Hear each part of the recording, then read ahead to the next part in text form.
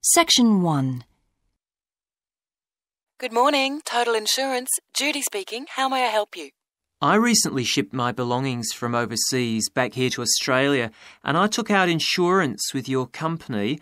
Some items were damaged during the move, so I need to make a claim. What do I have to do? Okay, well, first I need to get a few details about this. Can you give me your name, please?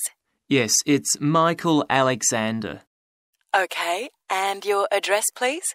My old address or my current one? Your current one. It's 24 Manly Street, Milperra, near Sydney. What was the suburb, sorry? Milperra, Milperra. Right. Now, who was the shipping agent, Mr. Alexander? You mean the company we used? Yes, the company who packed everything up at the point of origin. Oh, it was, First Class Movers. Okay. Where were the goods shipped from? China, but the ship came via Singapore and was there for about a week. Don't worry, all of that information will be in the documentation. Now, the dates. Do you know when the ship arrived? It left on the 11th of October and got to Sydney on the 28th of November. Okay. I need one more thing. There's a reference number. It should be in the top right-hand corner of the pink form they gave you. Let me have a look. I have so many papers. Yes, here it is. It's 601 ACK. Thanks.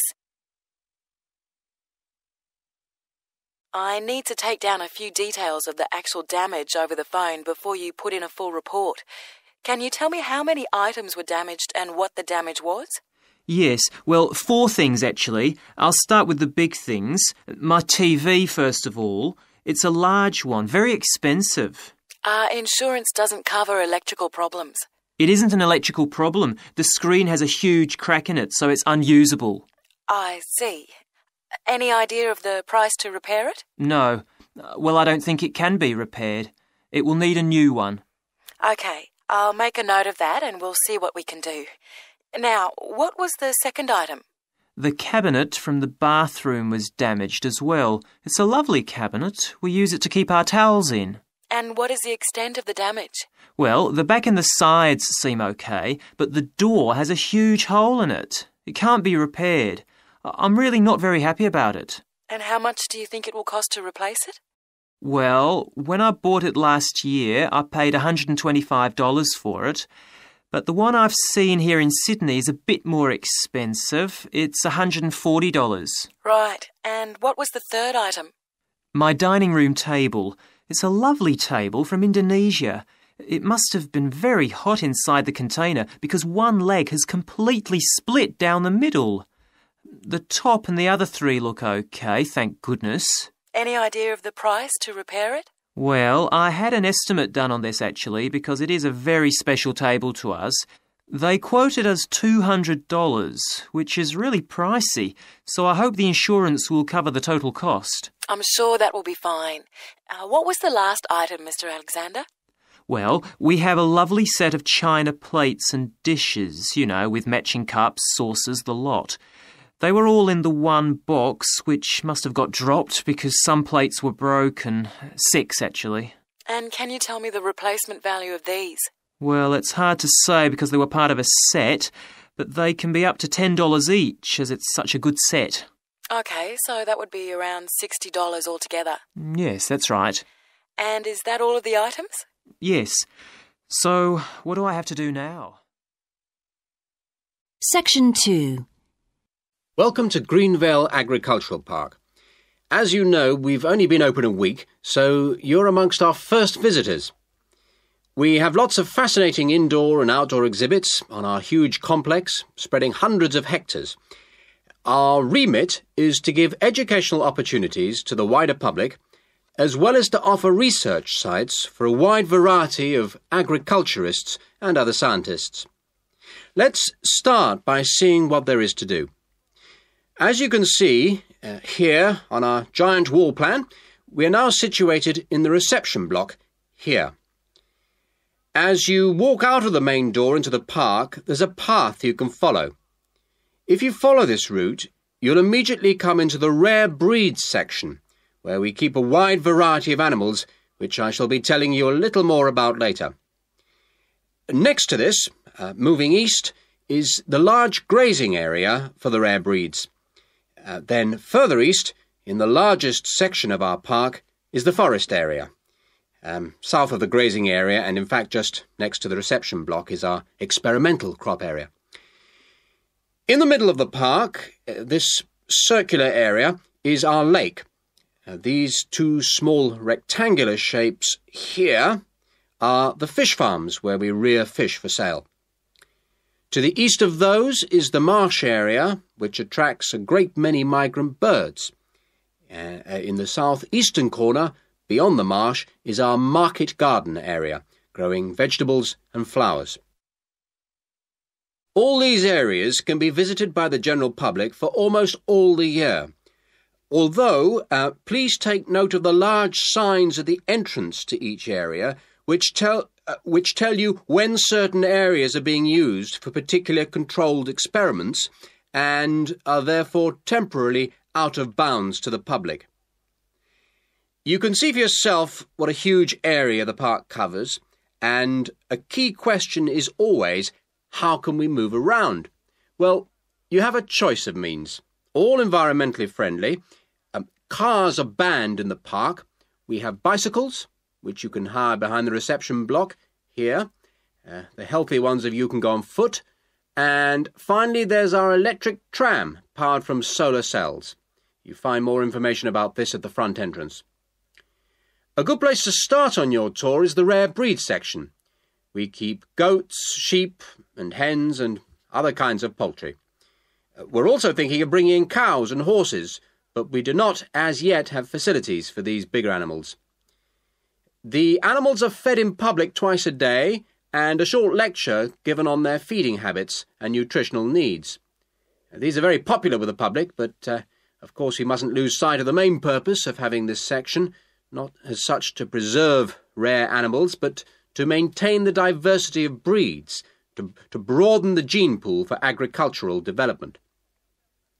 Greenvale changes with the seasons, with different events happening at different times of the year. May will be perhaps our most spectacular month, with the arrival of the Canada geese, and when our fruit trees will be in full blossom. But there are interesting events on all year round. For example, John Havers, our expert fly fisherman, is currently giving displays on the lake. Each of the sections has its own seasonal calendar, and please consult the summary board at the main entrance. And the final section, as we return to the reception blocks, is the orchard. Do take time to browse round our shop. There's a wide selection of books on wildlife, some of them written by local authors, and the history of farming, including organic farming, something which the park will be diversifying into in the coming months. Section 3.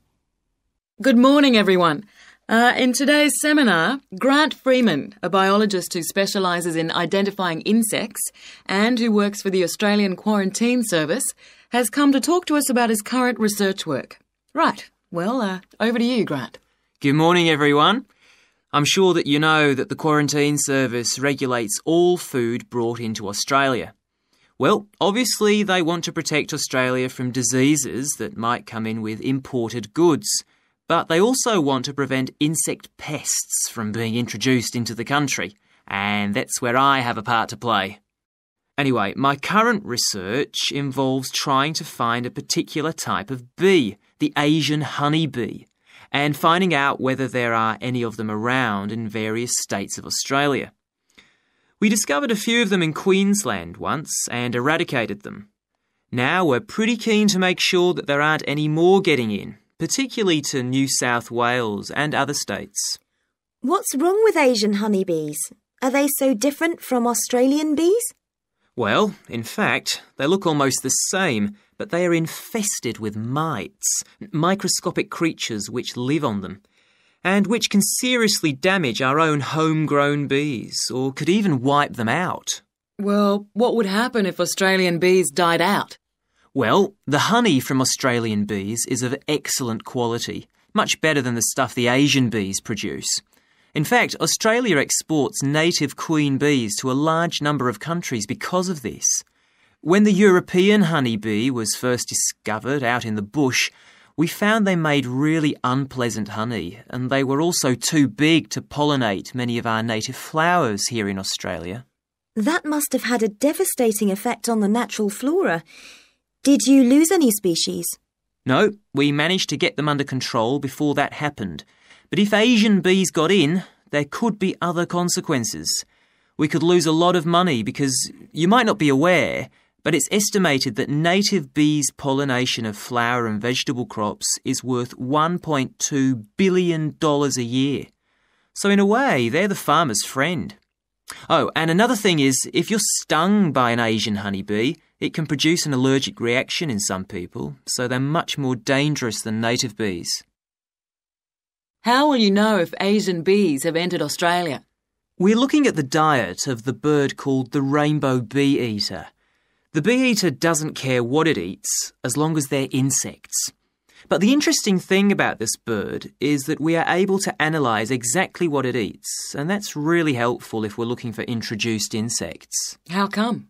Because insects have their skeletons outside their bodies, so the bee-eaters digest the meat from the inside. Then they bring up all the indigestible bits of skeleton, and of course the wings, in a pellet, a small ball of waste material which they cough up. That sounds a bit unpleasant. So how do you go about it? In the field, we track down the bee-eaters and find their favourite feeding spots, the places where the birds usually feed. It's here that we can find the pellets. We collect them up and take them back to the laboratory to examine the contents. How do you do that?